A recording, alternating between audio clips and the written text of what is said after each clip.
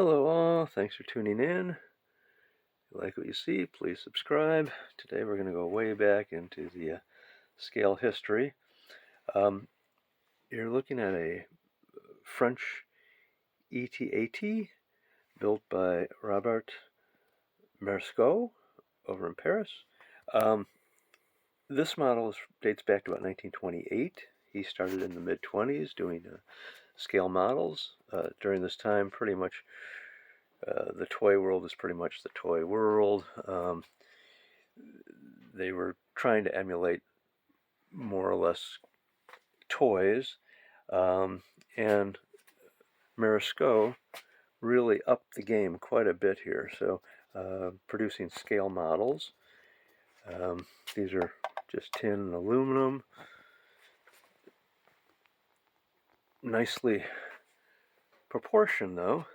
And then he came up with this absolutely gorgeous engine. The French still maintained center third rail.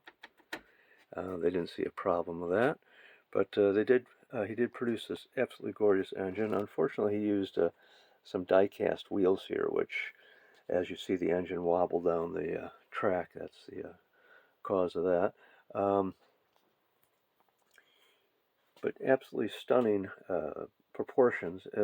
Historically, in America in 1926, Paul Egoff was starting to do scale models, but his learning curve took a little longer before he was producing anything that looked anywhere near this nicely.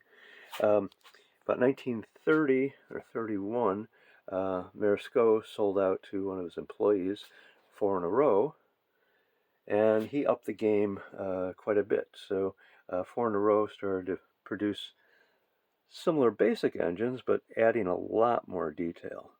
Doing a beautiful engine like this, just absolutely stunning. But these were incredibly expensive. These were not toys by any means. These were scale models that were for only for the rich.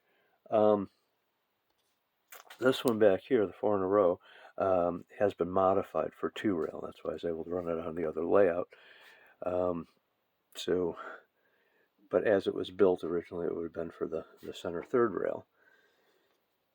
So let's take a look at the gearing underneath these. Again, he came from the toy train world, and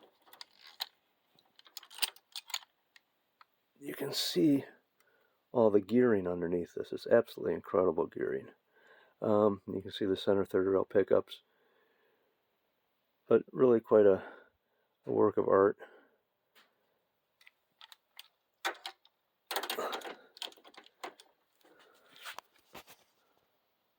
So the modeling design work of Marescot, and then ultimately Fournereau here, would have been the inspiration for Markland to up their game in the 30s to make much more better looking, more scale type engines in their line.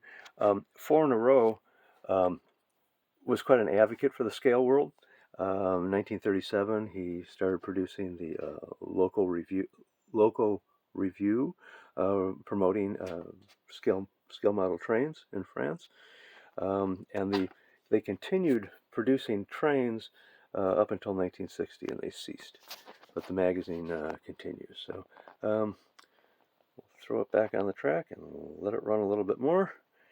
Appreciate you watching. Thank you.